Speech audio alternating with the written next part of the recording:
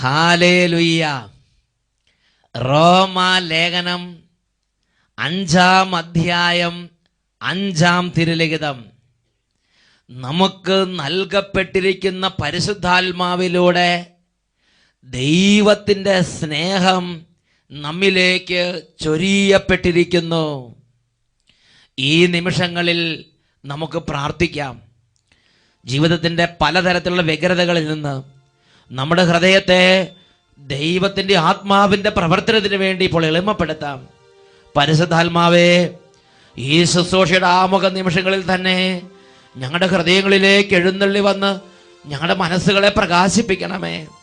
എല്ലാവരും കരങ്ങൾ തുറന്നു പിടിക്കുക, ഹൃദയം ദൈവസന്നിധിയിലേക്ക് ഉയർത്തുക. പരിശുദ്ധാത്മാവിനോട് പ്രാർത്ഥിക്കുകയാണ്. പരിശുദ്ധാത്മാവേ, പരിശുദ്ധാത്മാവേ, ഒരുപാട് കാലങ്ങളായി നിരാശ, ദുഃഖം, സങ്കടം, വിഷാദം, വേദന, ഒരുപാട് അന്ധകാരങ്ങൾ വ്യാപരിക്കുകയാണ്. തളർന്ന എൻ്റെ മനസ്സിലേക്ക് പരിശുദ്ധാത്മാവേ എഴുന്നള്ളി വന്ന് എന്നെ സഹായിക്കണമേ.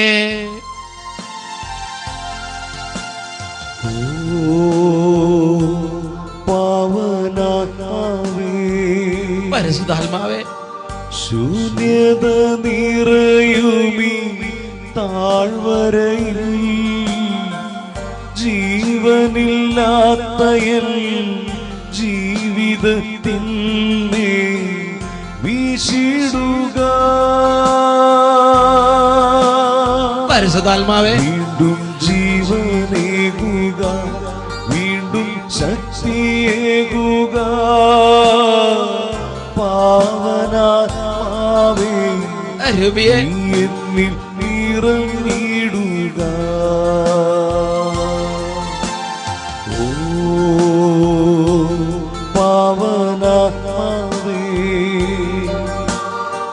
ശൂന്യത നിറയുമീ താഴ്വരയിൽ പരിശുദ്ധാത്മാവേ, ജീവനില്ലാത്ത ജീവിതത്തിനെ വീശിടുക. വീണ്ടും ജീവനേകുക, വീണ്ടും ശക്തിയേകുക. പാവനാത്മാവേ,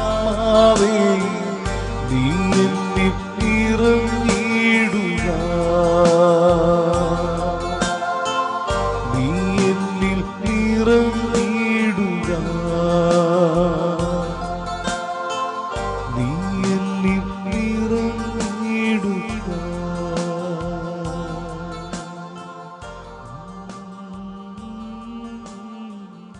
പരിശുദ്ധാത്മാവായ ദൈവമേ, എൻ്റെ ഹൃദയം ദുർബലമായിരിക്കുന്നത് അവിടെ നിന്ന് അറിയുന്നുണ്ടല്ലോ. ഇന്നെനിക്ക് പ്രാർത്ഥിക്കാൻ പറ്റുന്നില്ല. പരിശുദ്ധാത്മാവേ, ദൈവവചനം കേൾക്കുമ്പോൾ അത് വിശ്വസിക്കാനും സ്വീകരിക്കാനും പറ്റാത്ത വിധം എൻ്റെ ഹൃദയം കഠിനമായി പോയി. സ്നേഹിക്കാനും ക്ഷമിക്കാനും പറ്റാത്ത വിധം എൻ്റെ ഹൃദയം കല്ലിച്ചു പോയി. ഇന്നെൻ്റെ ആത്മാവ് മരവിച്ച അവസ്ഥയിലാണ്. ഞാനൊരു മരച്ച മനുഷ്യനാണ്. എൻ്റെ ആത്മീയ നന്മകളെല്ലാം മങ്ങിപ്പോയി. എന്നെ സഹായിക്കണമേ. രണ്ട് കരങ്ങളും അല്പം ഉയർത്തി എല്ലാ ദൈവമക്കളും ഹൃദയം തുറന്ന് പരിശുദ്ധാത്മാവിനോട് പ്രാർത്ഥിക്കുന്നു. ഓ പാവനാത്മാവേ, ശൂന്യത നിറയുമീ താഴ്വരയിൽ പരിശുദ്ധാത്മാവേ, ജീവനില്ലാത്ത ജീവിതത്തിൽ മരവിച്ചെന്റെ വീശിടുക. മന്ദിച്ചെന്റെ മനസ്സ് വീണ്ടും ജീവനേകുക, എന്നെ സ്പർശിക്കണമേ. വീണ്ടും ശക്തിയേകുക. പാവനാത്മാവേ, നീ എന്നിൽ നിറഞ്ഞിടുക. ഓ പാവനാത്മാവേ, അരുവിയേ, ശൂന്യത നിറയുമീ താഴ്വരയിൽ ജീവനില്ലാത്ത ജീവിതത്തിനെ ജീവിതത്തിന്മേൽ വീശിടുക. സ്പർശിക്കണമേ, വീണ്ടും ജീവനേകുക, തൊടണമേ, വീണ്ടും ശക്തിയേകുക, ഇടപെടണമേ. പാവനാത്മാവേ നീ എന്നിൽ നിറഞ്ഞിടുക, നീ എന്നിൽ നിറഞ്ഞിടുക, നീ എന്നിൽ നിറഞ്ഞിടുക.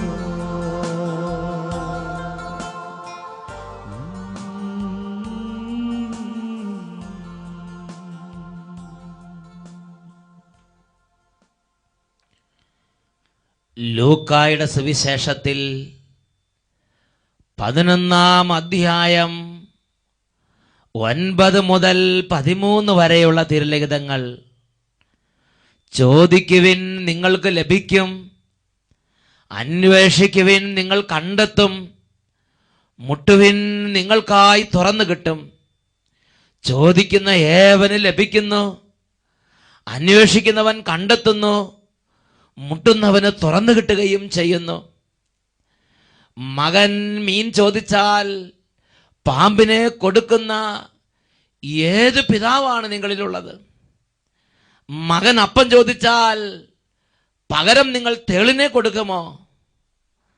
മക്കൾക്ക് നല്ല ദാനങ്ങൾ നൽകാൻ ദുഷ്ടരായ നിങ്ങൾക്കറിയാമെങ്കിൽ തന്നോട് ചോദിക്കുന്നവർക്ക് അവിടുന്ന് എത്രയോ അധികമായി പരിശുദ്ധാത്മാവിനെ നൽകുകയില്ല. പ്രിയപ്പെട്ട ദൈവമക്കളെ, അനേകരുടെ ജീവിതത്തിൽ അവരാഗ്രഹിക്കുന്ന ഒരു കാര്യമുണ്ട്, ഒരു ആത്മീയ അഭിവൃദ്ധി, പ്രാർത്ഥനയിൽ ഒരു വളർച്ച, ദൈവാനുഭവത്തിൽ അല്പം കൂടി ഒരു വളർച്ച. എന്നാൽ ആ ആത്മീയ വളർച്ച ലഭിക്കാത്തതിൻ്റെ വേദന പലരുടെയും ജീവിതത്തെ വിഷമിപ്പിക്കുകയാണ്. പ്രിയപ്പെട്ട സഹോദരങ്ങളെ, അതിനെക്കുറിച്ച് ദൈവസന്നിധിയിൽ പ്രാർത്ഥിച്ചപ്പോൾ ദൈവം വെളിപ്പെടുത്തിയ അതിപ്രധാനമായ ഒരു വെളിപ്പെടുത്തലാണ്, നമ്മുടെ അഭ്യാസം കൊണ്ടല്ല ദൈവാനുഭവത്തിൻ്റെയും ആത്മീയതയുടെയും അഭിവൃദ്ധി ഉണ്ടാകുന്നത്, പിന്നെയോ ദൈവരാജ്യത്തിൻ്റെ ആത്മാവിനെ ഞാൻ നിങ്ങൾ എത്രമാത്രം സ്വീകരിക്കുന്നുവോ, ദൈവരാജ്യത്തിൻ്റെ ആത്മാവ് പ്രവർത്തിക്കാൻ ഞാൻ നിങ്ങൾ എത്രമാത്രം ഹൃദയം തുറക്കുന്നുവോ അത്രമാത്രം ആത്മീയ അഭിവൃദ്ധി, ദൈവരാജ്യ അഭിഷേകങ്ങൾ, പരിശുദ്ധാത്മ വരദാനങ്ങൾ, ദൈവ അനുഭവങ്ങൾ നമ്മുടെ ജീവിതത്തിൽ ഉണ്ടാകുമെന്ന് ദൈവത്തിൻ്റെ ആത്മാവ് വെളിപ്പെടുത്തുകയാണ്. ഇതിനെക്കുറിച്ച് കത്തോലിക്ക സഭയുടെ യുവജനങ്ങൾക്കുള്ള മതബോധന ഗ്രന്ഥത്തിൽ സഭയുടെ ഔദ്യോഗികമായ പ്രബോധനം പഠിപ്പിക്കുന്നത് ഇങ്ങനെയാണ്. 120-ാമത്തെ ഖണ്ഡികയിൽ സഭ പഠിപ്പിക്കുകയാണ്, നമ്മിലുള്ള പരിശുദ്ധാത്മാവിനോട് നമ്മൾ എത്രമാത്രം തുറവിയുള്ളവരായിരിക്കുമോ അത്രമാത്രം അവിടുന്ന് നമ്മുടെ ജീവിതത്തിൻ്റെ യജമാനനായിരിക്കും. സഭയുടെ പടുത്തുയർത്തലിന് വേണ്ടി ഇന്നും നമുക്ക് അവിടുന്ന് അതിവേഗം സിദ്ധികൾ നൽകുകയും ചെയ്യും. അതുകൊണ്ട് ശരീരത്തിൻ്റെ പ്രവൃത്തികൾക്ക് പകരം പരിശുദ്ധാത്മാവിൻ്റെ ഫലങ്ങൾ നമ്മിൽ വളരാൻ തുടങ്ങും. ഹല്ലേലൂയ. സഭ ദൈവമക്കളെ പഠിപ്പിക്കുകയാണ്, നമ്മിലുള്ള പരിശുദ്ധാത്മാവിന് നമ്മൾ എത്രമാത്രം നമ്മുടെ ഹൃദയം തുറന്നു കൊടുക്കുന്നുവോ അത്രമാത്രം പരിശുദ്ധാത്മാവ് നമ്മുടെ ജീവിതത്തിൻ്റെ യജമാനനായിരിക്കും. തുടർന്ന് പഠിപ്പിക്കുകയാണ്, പരിശുദ്ധാത്മാവ് നമ്മുടെ ജീവിതത്തിൻ്റെ യജമാനനായി തീരുന്നതിനനുസരിച്ച് ശരീരത്തിൻ്റെ പ്രവൃത്തികൾക്ക് പകരം ആത്മാവിൻ്റെ ഫലങ്ങൾ നമ്മിൽ കണ്ടു തുടങ്ങും. Praise the Lord. നമ്മുടെ അധ്വാനം അനുസരിച്ചല്ല ആത്മാവിൻ്റെ ഫലങ്ങൾ കണ്ടു തുടങ്ങുന്നത്, നമ്മുടെ അഭ്യാസം അനുസരിച്ചുമല്ല ആത്മീയ അനുഭവം നമ്മിൽ വളർന്നു വരുന്നത്. പിന്നെയോ ജീവിക്കുന്ന ദൈവത്തിൻ്റെ അരൂപിക്ക് വേണ്ടി നമ്മുടെ ഹൃദയം, ഈ അരൂപി മാമോദീസയിലൂടെയും സൈരലേപനത്തിലൂടെയും മറ്റനേക വിധത്തിലും നമ്മിൽ നിക്ഷേപിക്കപ്പെട്ടിരിക്കുകയാണ്. നമ്മിലുള്ള ഈ ദൈവത്തിൻ്റെ ആത്മാവിന് നമ്മൾ എത്രമാത്രം ഹൃദയം തുറന്നു കൊടുക്കുന്നുവോ അത്ര കണ്ട് ഈ ആത്മാവ് നമ്മുടെ യജമാനനായി മാറും.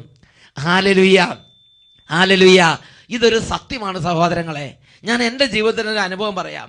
1984 ഞാൻ സെമിനാരിയിൽ ചേരുന്നത്.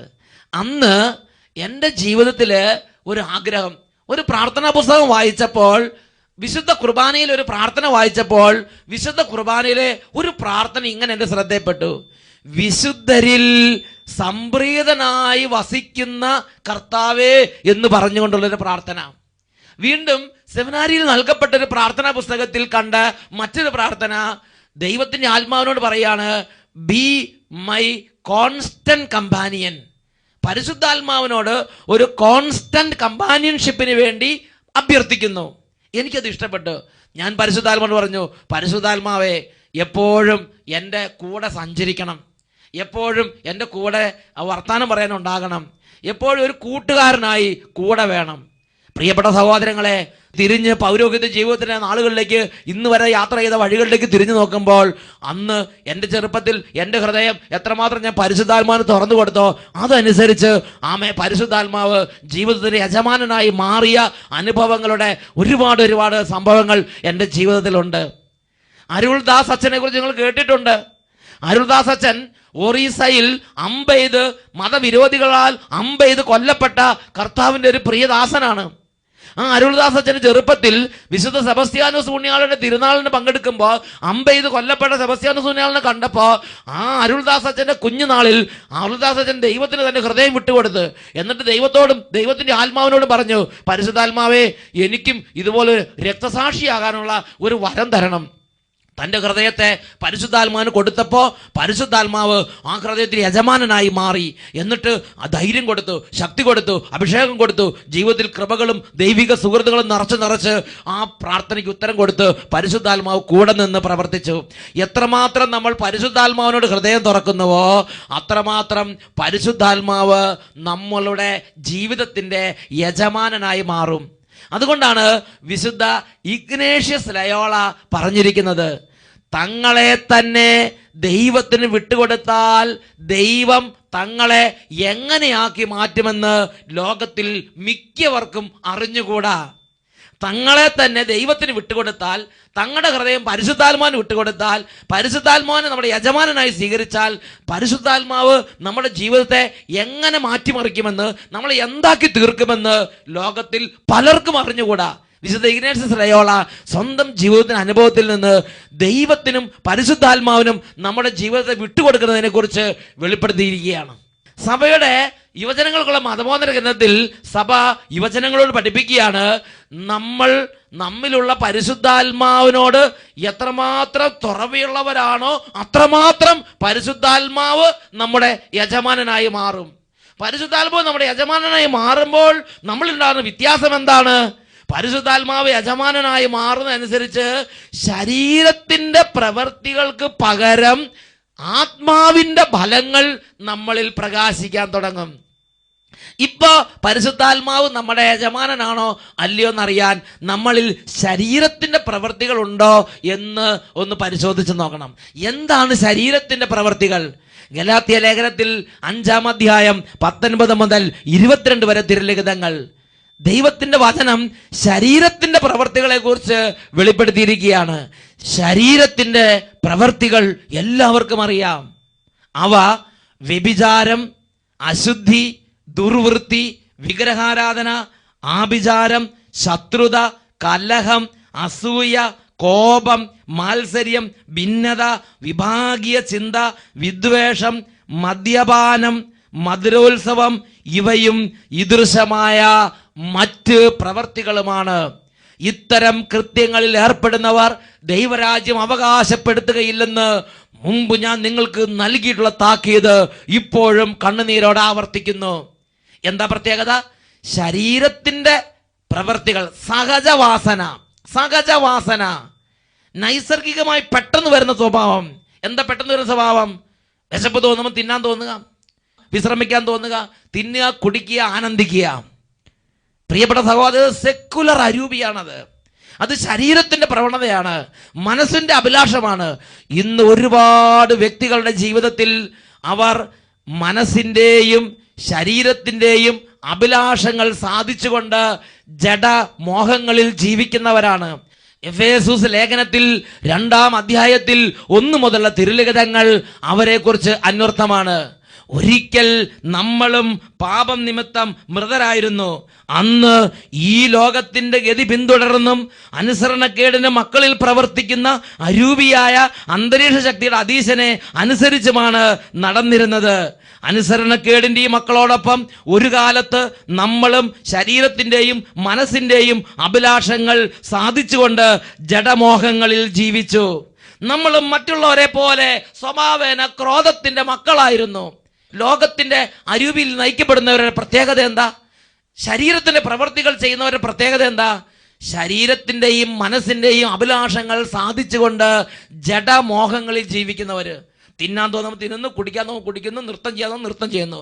അവർ തിന്നാനും കുടിക്കാനുമായി ഇരിക്കുകയും നൃത്തം ചെയ്യാനായി എഴുന്നേൽക്കുകയും ചെയ്തു എന്ന തിരുവചനം പോലെ തന്നെ. ഹല്ലേലൂയ. നമ്മുടെ ജീവിതത്തിലേക്ക് പരിശുദ്ധാത്മാവ് വരുന്നത് വരെ നമ്മുടെ സ്വഭാവം ഈ കാട്ടുചെടിയുടെ സ്വഭാവം തന്നെ, കാട്ടുമരത്തിന്റെ സ്വഭാവം തന്നെ. പ്രിയപ്പെട്ട സഹോദരങ്ങളെ, ശരീരത്തിന്റെയും മനസ്സിന്റെയും അഭിലാഷങ്ങൾ സാധിച്ചുകൊണ്ട് ജഡമോഹങ്ങളിൽ ജീവിക്കുന്ന ജീവിത രീതി. എന്നാൽ ഞാനും നിങ്ങളും പരിശുദ്ധാത്മാവിന്, നമ്മിലുള്ള പരിശുദ്ധാത്മാവിന് വേണ്ടി ഹൃദയം തുറന്നു കൊടുക്കുന്ന അനുസരിച്ച് അവിടെ പ്രാർത്ഥന ശക്തിപ്പെടും. അവിടെ പരിശുദ്ധാത്മാവിന്റെ ഫലങ്ങൾ അവിടെ നിറയാൻ തുടങ്ങും. എന്താണ് പരിശുദ്ധാത്മാവിന്റെ ഫലങ്ങൾ? ഗലാത്യ ലേഖനത്തിൽ 5-ാം അധ്യായത്തിൽ 22 മുതലുള്ള തിരുലിഖിതങ്ങളിൽ പരിശുദ്ധാത്മാവിന്റെ സ്വഭാവം വെളിപ്പെടുത്തപ്പെട്ടിരിക്കുകയാണ്. ഗലാത്യ ലേഖനം 5, 22, 23 വാക്യങ്ങൾ. എന്നാൽ പരിശുദ്ധാത്മാവിന്റെ ഫലങ്ങൾ സ്നേഹം, ആനന്ദം, സമാധാനം, ക്ഷമ, ദയ, നന്മ, വിശ്വസ്തത, സൗമ്യത, ആത്മസംയമനം ഇവയാണ്. ഇവയ്ക്കെതിരായി ഒരു നിയമവുമില്ല. പ്രിയപ്പെട്ട സഹോദരങ്ങളെ, ശരീരത്തിന്റെ പ്രവൃത്തികൾ മാറി ആത്മാവിന്റെ സ്വഭാവമുള്ള, ആത്മാവിന്റെ ഫലങ്ങളുള്ള ഒരു ജീവിതം സാധ്യമാണ്. അതാണ് ആത്മീയ ജീവിതം. അല്ലാതെ നമ്മൾ കാണിക്കുന്ന അഭ്യാസങ്ങളല്ല ആത്മീയ ജീവിതം. നമ്മൾ കാണിക്കുന്ന കാട്ടിക്കൂട്ടലുകളല്ല ആത്മീയ ജീവിതം. ശരീരത്തിന്റെ പ്രവൃത്തികൾ മാറി ആത്മാവിന്റെ ഫലങ്ങൾ നമ്മുടെ ജീവിതത്തിലേക്ക് വരണം. അതിന് നമ്മൾ എന്ത് ചെയ്യണം? അതിന് നമ്മൾ നിത്യാഭ്യാസി ആനയെടുക്കുന്നത് പോലെ ചില അഭ്യാസങ്ങൾ നിത്യമായി ചെയ്തത് കൊണ്ട് മാത്രം നമ്മൾ ആത്മീയരാകുന്നില്ല. നമ്മളിലുള്ള പരിശുദ്ധാത്മാവിന് വേണ്ടി നമ്മുടെ ഹൃദയം തുറന്നു കൊടുക്കുന്ന അനുസരിച്ച് പരിശുദ്ധാത്മാവ് നമ്മുടെ ജീവിതത്തിന്റെ യജമാനനായിരിക്കും. യുവജനങ്ങൾക്കുള്ള മതബോധന ഗ്രന്ഥത്തിൽ ഈ കാര്യത്തെക്കുറിച്ച് വിശുദ്ധ അഗസ്തീനോസ് പറഞ്ഞിരിക്കുന്ന വചനം പ്രഖ്യാപിച്ചിട്ടുണ്ട്. നമ്മുടെ ആത്മാവിന്റെ പ്രശാന്തനായ അതിഥി എന്ന് പരിശുദ്ധാത്മാവിനെ നമുക്ക് വിളിക്കാം.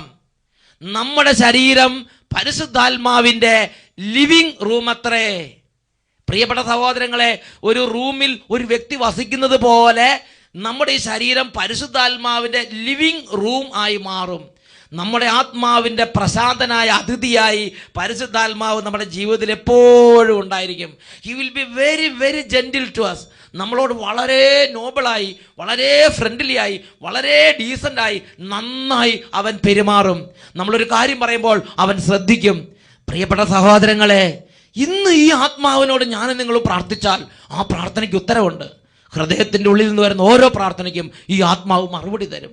ഇന്നല്ലെങ്കിൽ നാളെ നിങ്ങൾ തിരിഞ്ഞു നോക്കുമ്പോൾ ഇത് യാഥാർത്ഥ്യമാക്കിയ പരിശുദ്ധാത്മാവിൻ്റെ അനുഭവം നിങ്ങളുടെ ജീവിതത്തിൽ നിങ്ങൾക്ക് സ്വന്തമാകും. എല്ലാവരും ഇപ്പോൾ കരങ്ങൾ തുറന്ന് പിടിക്കുക. പരിശുദ്ധാത്മാവിനെ ക്ഷണിക്കുകയാണ്.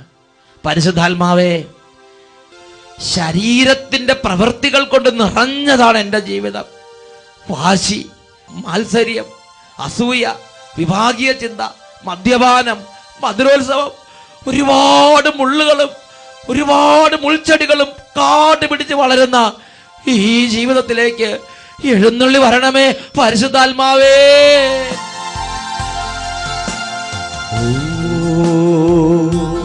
പാവനാത്മാവേ, മുള്ളുകൾ നിറ ഭൂവിൽ പാപങ്ങളേറെയുള്ള എൻ ജഡത്തിൽ നീ തീടുക. വീണ്ടും ശുദ്ധി നൽകുക, വീണ്ടും അഗ്നി നൽകുക. പാവനാത്മാവേ നീ എന്നിൽ നിറഞ്ഞിടുക. ഓ പാവനാത്മാവേ,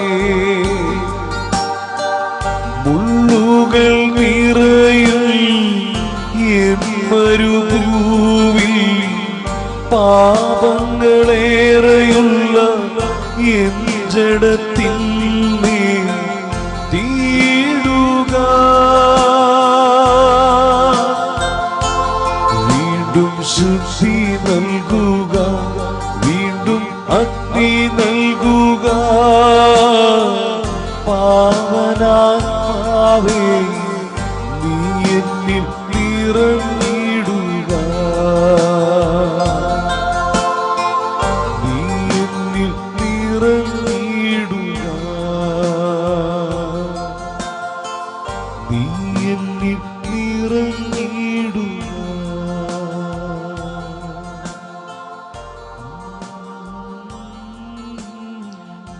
പരിശുദ്ധാത്മാവേ, ഉറകട്ട് പോയ ഉപ്പ് പോലെ ഇന്ന് എൻ്റെ ജീവിതത്തിൽ ഞാൻ ഒരുപാട് വേദനിക്കുകയാണ്. പരിശുദ്ധാത്മാവേ, അവിടുന്ന് വന്ന് വീണ്ടും തീയിടണമേ. എൻ്റെ തീഷ്ണതയെല്ലാം മങ്ങിപ്പോയിരിക്കുകയാണ്. എൻ്റെ ദൈവാനുഭവമെല്ലാം ദുർബലമായിരിക്കുകയാണ്. എൻ്റെ വിശ്വാസം പോലും മങ്ങിപ്പോയി. ഇന്ന് ഞാൻ ഒരുപാട് ലോകപ്രകാരമുള്ള മനുഷ്യനായി തീർന്ന് ഇന്ന് ശരീരത്തിൻ്റെയും മനസ്സിൻ്റെയും അഭിലാഷങ്ങൾ സാധിച്ചുകൊണ്ട് ജഡമോഹങ്ങളിൽ ആണ്ടുപോയിരിക്കുന്ന ഒരു ജീവിതമാണ് എൻ്റെ ജീവിതം. റോമാലേഖനം 8-ാം അധ്യായം 7-8 തിരുലിഖിതങ്ങൾ. ജഡീക പ്രവണത അനുസരിച്ച് ജീവിക്കുന്നവർക്ക് ദൈവത്തെ പ്രസാദിപ്പിക്കുക സാധ്യമല്ല. ജഡിക താല്പര്യങ്ങളിൽ മുഴുകിയിരിക്കുന്ന മനസ്സ് ദൈവത്തിന്റെ ശത്രുവാണ്. അത് ദൈവത്തിന്റെ നിയമത്തിന് കീഴ്പ്പെടുന്നില്ല. പരിശുദ്ധാത്മാവേ, പരിശുദ്ധാത്മാവേ, പരിശുദ്ധാത്മാവേ, എഴുന്നള്ളി വന്ന് എന്നെ സഹായിക്കണമേ. ഓ പാവനാത്മാവേ, മുള്ളുകൾ നിറയും എൻ മരുഭൂവിൽ പാപങ്ങളേറെയുള്ള എൻ ജഡത്തിന്മേൽ തീടുക. വീണ്ടും ശുദ്ധി നൽകുക, വീണ്ടും അഗ്നി നൽകുക. പാവനാത്മാവേ നീ എന്നിൽ നിറഞ്ഞിടുക. ഓ പാവനാത്മാവേ, മുള്ളുകൾ നിറയും എൻ മരുഭൂവിൽ പാപങ്ങളേറെയുള്ള എൻ ജഡത്തിന്മേൽ തീടുക. വീണ്ടും ശുദ്ധി നൽകുക, വീണ്ടും അഗ്നി നൽകുക. പാവനാത്മാവേ നീ എന്നിൽ നിറഞ്ഞിടുക. നീ എന്നിൽ നിറഞ്ഞിടുക. നീ എന്നിൽ നിറഞ്ഞിടുക. നീ എന്നിൽ നിറഞ്ഞിടുക.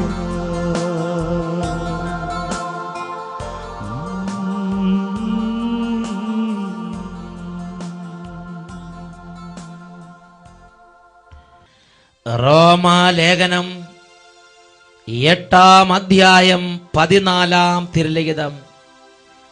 ശരീരത്തിന്റെ പ്രവണതകളെ ആത്മാവിനാൽ നിഹനിക്കുന്നെങ്കിൽ നിങ്ങൾ ജീവിക്കും. Praise the Lord.